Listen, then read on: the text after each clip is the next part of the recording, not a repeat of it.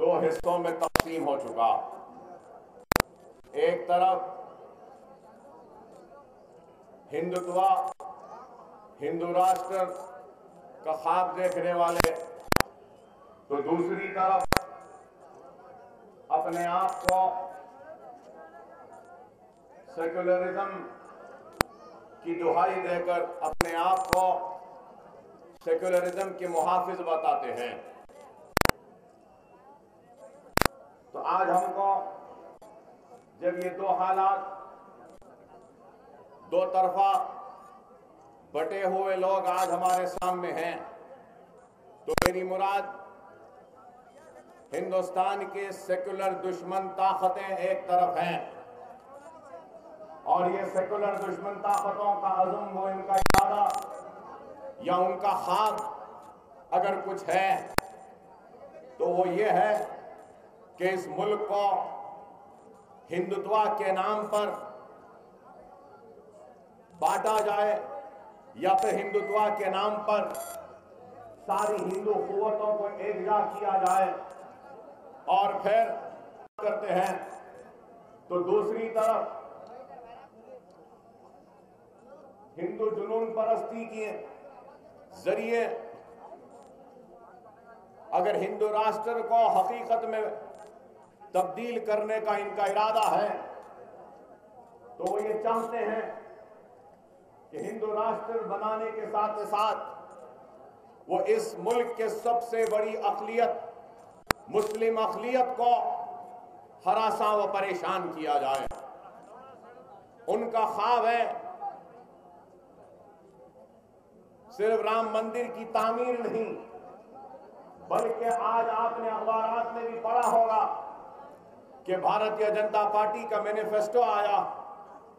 कई बातें की गई, कई ऐलानात किए गए, लेकिन आज भी जिन बुनियादों पर, जिन मकासद को लेकर, जिन इरादों को लेकर बीजेपी जमात बनी, आज बीजेपी आज भी उस पर कायम है। और बीजेपी का इरादा आज भी क्या है? आज ऐलान करती है अपने मैनिफेस्टो में कि दायरे दस्तूर में रहकर राम मंदिर की तामीर करेगी। तो बीजेपी ऐलान करती है कि वो इस मुल्क से और इस मुल्क में एक्सा सिविल कोड को खत्म कर कॉमन शरीयत को खत्म कर एक्सा सिविल कोड को नाफिज करेगी कॉमन सिविल कोड को। मतलब ये कि आप और हम शरीयत पर अमल करते हैं और दस्तूर हिंद इस बात की इजाजत देता है कि मुसलमान अपने शरीयत पर चल सकता है। लेकिन आज ये लोग हमारी शरीयत को खत्म कर एक्सा सिविल कोड को नाफिज करना चाहते हैं। एक तरफ इनके पास राम मंदिर को तामीर करने का इरादा है, दूसरी तरफ शरीयत मोहम्मदी को खत्म करके एक्सा सिविल कोड नाफिज करने का इरादा है, तो तीसरी तरफ कश्मीर के खुसूसी मौक़िफ़ दस्तूर में 370 जो है इसको हदफ करने की बात की जाती है। तो फिर चौथी तरफ दायरे दस्तूर में रहकर राम मंदिर की तामीर का वादा किया जाता है। तो इस वादे के पीछे दर हकीकत क्या है? यही है कि वो दस्तूर को भी तब्दील करना चाहते हैं। दस्तूर में तो कोई गुंजाइश नहीं है, तो फिर कैसे तामीर करेंगे? तो वाजपेयी ने अपने दौरे इख्तियार में कॉन्स्टिट्यूशन रिव्यू कमेटी को बनाया था, जो रिव्यू कमेटी आज भी है, उसको तहलील या उसको खत्म नहीं किया गया। तो इनके इख्तियार में आने के बाद दस्तूर में तब्दीलियां लाने की बात की जाएगी, और दस्तूर में जब तब्दीलियां लाई जाएंगी तो आज आप देखते हैं कि ये भारतीय जनता पार्टी, विश्व हिंदू परिषद, आरएसएस, बजरंग दल, ये सारे हिंदुत्व की ताकतें जो हिंदू राष्ट्र का ख्वाब देखते हैं, ये लोग हर वक्त हिंदुस्तान में मुसलमानों को और सबसे बड़ी अक़लियत मुसलमान को रिजर्वेशन तालीम या रोजगार या सियासी रिजर्वेशन की मुखालिफत करते हैं। ये लोगों ने आंध्र प्रदेश में जब रिजर्वेशन मिला तो इसकी भी मुखालिफत में आगे आए थे। हिंदुस्तान में भी जब रिजर्वेशन की बात की जाती है तो कहते हैं कि दस्तूरी इख्तियारात नहीं है। तो आप गौर करें कि ये लोग आज इनके पास 1000 से ज़ायद मसाजिदों और दरगाहों की फेहरिस्त है, जिसको ये मनादिर कहते हैं। मैं आपसे बताना ये चाह रहा हूं कि आज ये मुल्क तेजी के साथ फिरका परस्ती की तरफ बढ़ रहा है, तो दूसरी तरफ नाम नेहाज सेकुलरिज्म की दुहाई देकर हिंदुस्तान की सबसे बड़ी अक़लियत मुसलमानों के वोटों के जरिए इक़्तिदार पर बैठती हैं, लेकिन सेकुलरिज्म की हिफाजत में ये लोग नाकाम हो चुके और हिंदुस्तान की सबसे बड़ी अक़लियत की हिफाजत में नाकाम हो चुके, उनके जान और माल की हिफाजत में नाकाम हो चुके, उनको सरकारी मुलाजमत में मौके फराम करने में नाकाम हो चुके, तालीमी मैदान में उनको मौके फराम करने में नाकाम हो चुके। सबसे बड़ी अक़लियत मुसलमान के आबादियों और बस्तियों में खुशहाली लाने में नाकाम हो चुके। और न सिर्फ ये बल्कि कई ऐसी चीजें हैं, ये लोग सिर्फ हमको एक वोट बैंक की तरह इस्तेमाल करते रहे और हिंदुस्तान की सबसे बड़ी अक़लियत मुसलमानों के वोटों के जरिए इख्तियार पर बैठे रहे। 66 बरस की तारीख में हिंदुस्तान की सबसे बड़ी अक़लियत इंसाफ के लिए लड़ रही है, जिदोजहद कर रही है और आज भी उम्मीद और आस के साथ बैठी है कि आज नहीं तो कल, कल नहीं तो परसों हमको हमारा हक मिलेगा, हमको हमारा इंसाफ मिलेगा। लेकिन आज कांग्रेस सेकुलरिज्म की दुहाई देती है तो क्या इस बात से इनकार करेगी कि कांग्रेस के ही दौर में बाबरी मस्जिद शहीद हुई? क्या कांग्रेस इस बात से इनकार करेगी कि कांग्रेस के ही दौर में शिलान्यास हुआ? क्या कांग्रेस इस बात से इनकार करेगी कि बाबरी मस्जिद का ताला भी कांग्रेस के दौर में ही खोला गया? क्या आज कांग्रेस इस बात से इनकार करेगी कि 66 वर्ष की इस मुल्क की आजादी के तारीख में सबसे ज्यादा इख्तिदार पर रहने वाली जमात कांग्रेस है? लेकिन आज इस कांग्रेस में न गोपाल सिंह कमीशन की रिपोर्ट पर हिंदुस्तान की सबसे बड़ी अक़लियत मुसलमान को इंसाफ दिया, न सच्चर कमेटी की रिपोर्ट पर इंसाफ दिया, न रंगनाथ मिश्रा कमेटी की रिपोर्ट पर इंसाफ दिया, न बंबई के फिसादात के श्री कृष्णा कमेटी की रिपोर्ट पर इंसाफ दिया। एक तरफ ये लोग हैं तो दूसरी तरफ आसाम में भी कांग्रेस की हुकूमत है, वहां पर भी नाइंसाफियां मुसलसिल होती रही हैं, आज भी हो रही है,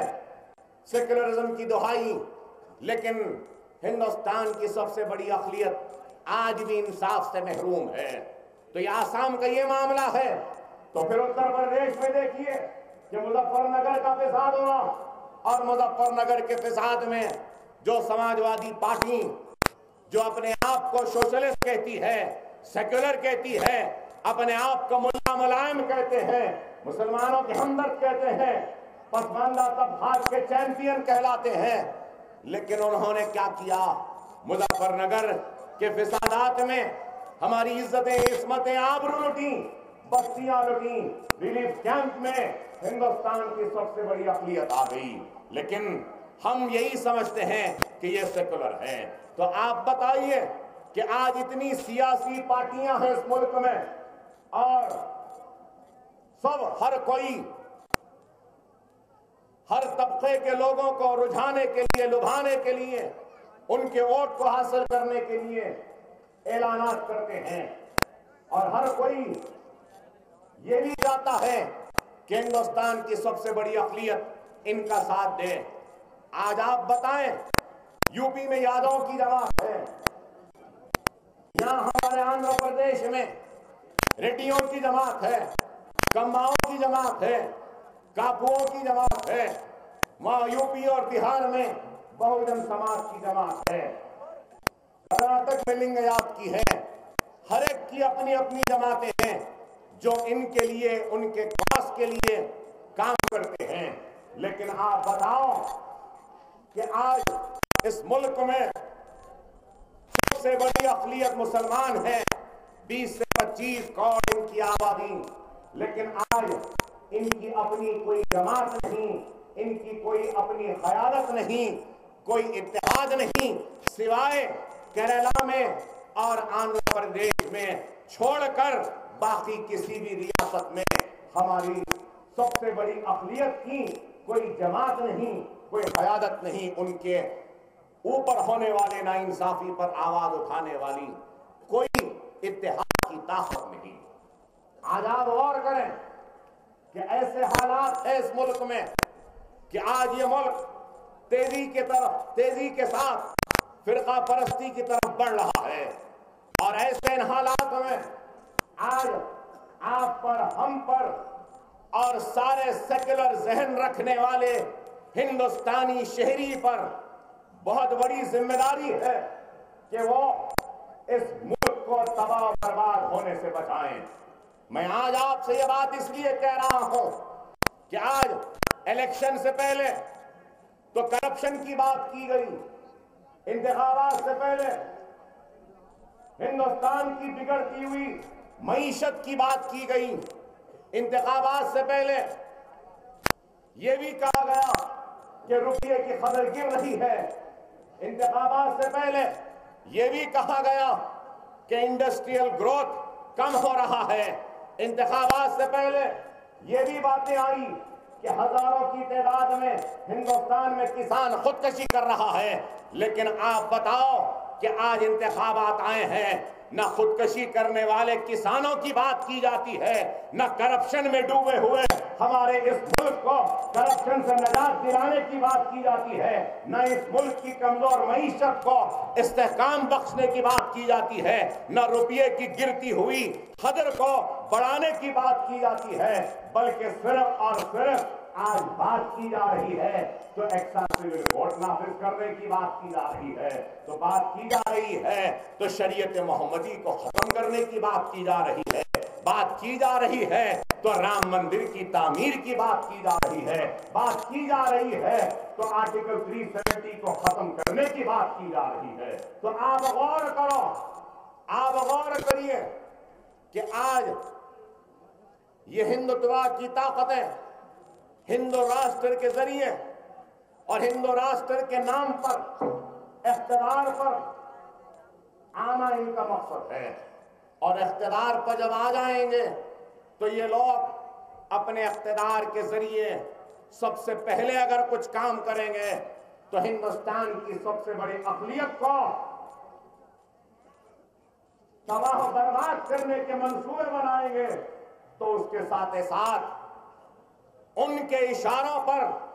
یا ان کے معاہدات پر زندگی کو گزارنے پہ مجبور کریں گے۔ کہ گجرات کے فسادات کے بعد کیا ہوا؟ گجرات کے فسادات کے تباہ و برباد، مسلمان جب حالات صحیح ہونے کے بعد اپنے گھر، اپنے گاؤں، اپنے زمین پر لوٹ کر آنا چاہتا تھا تو گاؤں کے سرحد پر اس کو روک کر اس سے معاہدات پہ دستخط کروائے گئے، اور یہ کروایا گیا کہ تم مسلمان اگر گاؤں میں آئے گا، اپنے زمین پر سینچائی کرے گا، اناج بوئے گا، اور اگر اپنے گھر میں رہے گا تو اس کاغذ پہ دستخط کر کہ تیرے محلے میں جو مسجد ہے اس سے بڑا آواز اذان نہیں ہوگی، معاہدہ طے کر کہ تو گوشت نہیں کھائے گا، معاہدے پہ دستخط کر کہ شام ہوتے ہی تو اندھیرے میں گھر سے نہیں نکلے گا، 5 بجے گھر میں رہے گا، باہر نہیں آئے گا، اور ایسے کئی معاہدات تھے۔ تو یہ لوگ آج وہی ارادہ، وہی منصوبہ رکھ کر آگے بڑھتے ہیں اور ہم کو آج دبانا چاہتے ہیں اور خوف میں ہم کو زندگی گزارنے پر مجبور کرنا چاہتے ہیں۔ تو ایسے حالات میں آپ کو اور ہم کو یہ غور کرنا ہوگا کہ ہمارے اوپر ایک بہت بھاری ذمہ داری ہے، اور وہ ذمہ داری یہ ہے کہ مستقبل کو دیکھیں اور آنے والے حالات کو دیکھیں تو آنے والے حالات بڑے ہی خطرناک ہیں، اور ان حالات کے لیے ہم کو منظم ہونا ہوگا، متحد ہونا ہوگا، اپنے اتحاد کے ذریعے ان حالات کا مقابلہ کرنا ہوگا. نہ صرف ان حالات کا مقابلہ کرنا ہوگا بلکہ سنگھ پریوار، بی جے پی، RSS اور جتنے ہندوتوا طاقتیں ہیں ان کے بڑھتے ہوئے قدموں کو روکنا ہوگا، ان کو شکست دینا ہوگا. اگر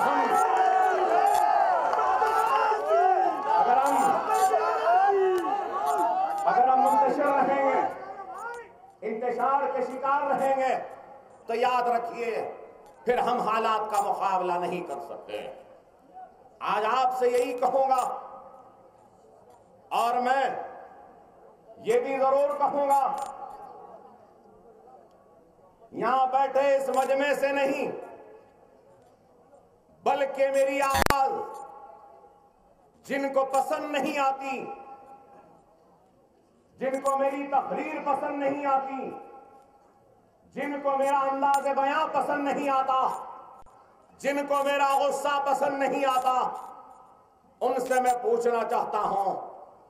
کہ اگر آج تم اکبر الدین اویسی کو پسند نہیں کرتے، اکبر الدین اویسی کی تقریر کو پسند نہیں کرتے، یا اکبر الدین اویسی کے خطابت کا انداز پسند نہیں، میرے جملے پسند نہیں، تو میں ان سے سوال کرنا چاہتا ہوں کہ بتاؤ میرا یہ غصہ کیوں ہے؟ میرا غصہ اس لیے ہے کہ میں آج بھی انصاف کے انتظار میں کھڑا ہوں مسلسل ناانصافی کے بعد.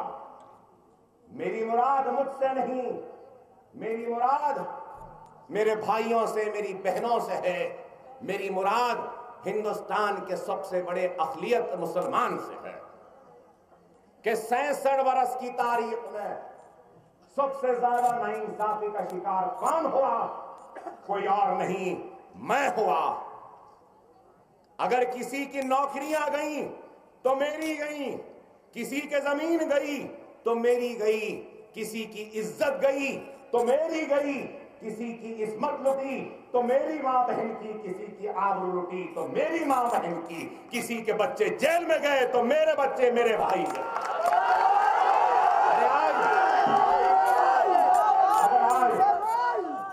اگر آج کوئی میری آواز کو دبانا چاہتا ہے تو مجھ سے مقابلہ کرنے کے بجائے تم ہندوستان کی سب سے بڑی اقلیت مسلمان کو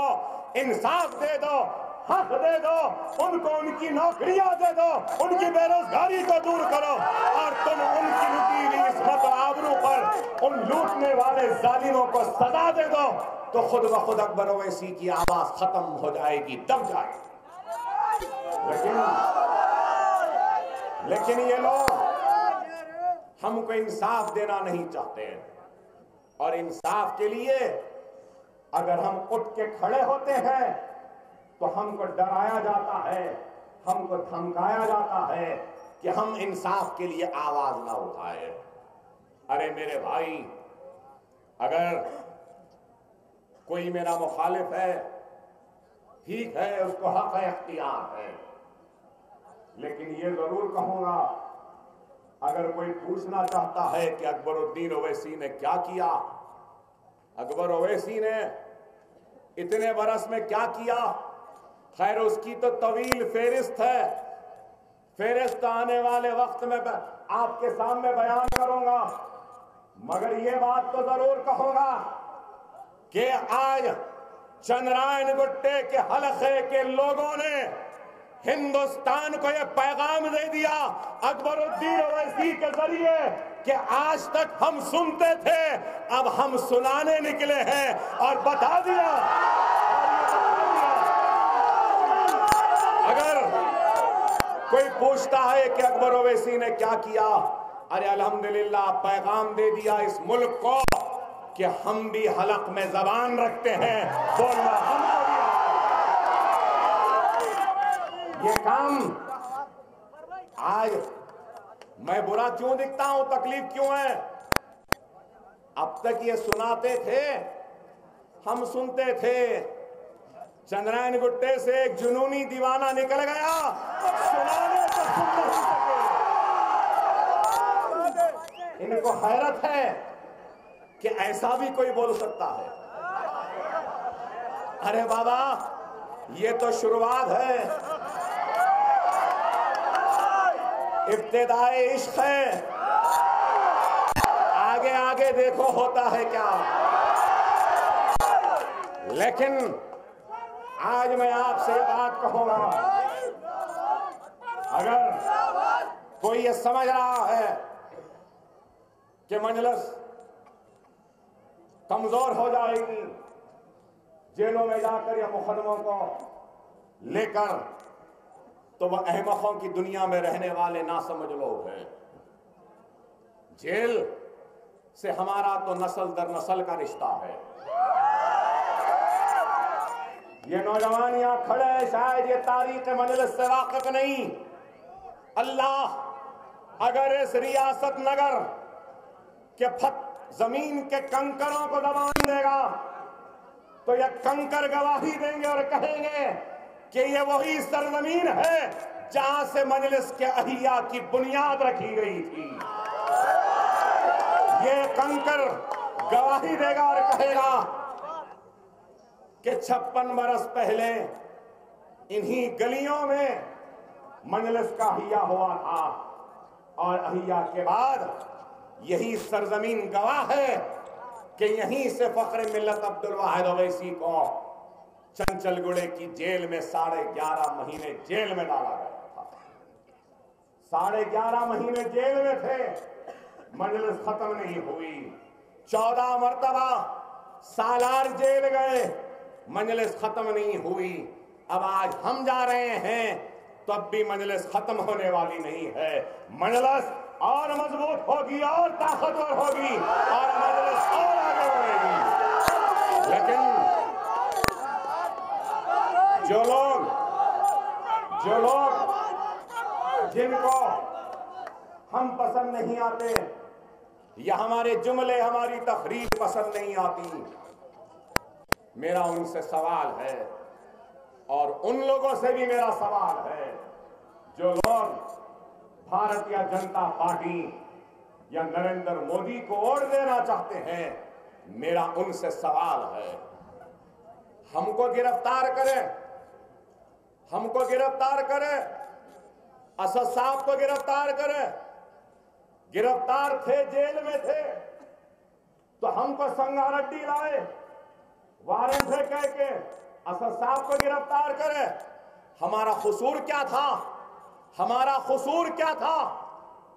سنگاریڈی میدک میں متنگی اور رودرارم کی مسجد کو شہید کر رہے تھے تو ہم آگے بڑھ کے جا کے مسجد کو شہید ہونے سے روکے، رکوایا، اور جتنی مسجد شہید ہوئی تھی وہاں کھڑے رہ کر اس مسجد کو دوبارہ تعمیر کروایا۔